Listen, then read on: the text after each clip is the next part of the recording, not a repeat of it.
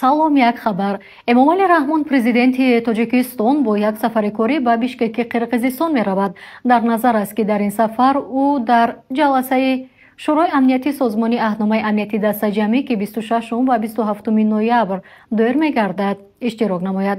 Бояд гуфт созмони аҳдномаи амнияти дастаҷамӣ як созмони ҳарбӣ аст ки 6 давлати пасошӯравӣ аз ҷумла Тоҷикистону Қирғизистон, Қазоқистон, Беларус, Арманистон ва Россия ба он шомил мебошанд.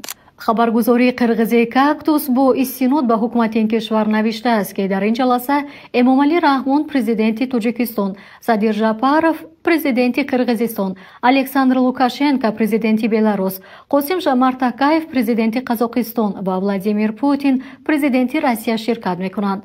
Мақомоти Тоҷикистон то кунун дар хусуси ширкати президент дар ҷаласаи созмони аҳдномаи амнияти дастаҷамӣ иттилои расмӣ надоданд.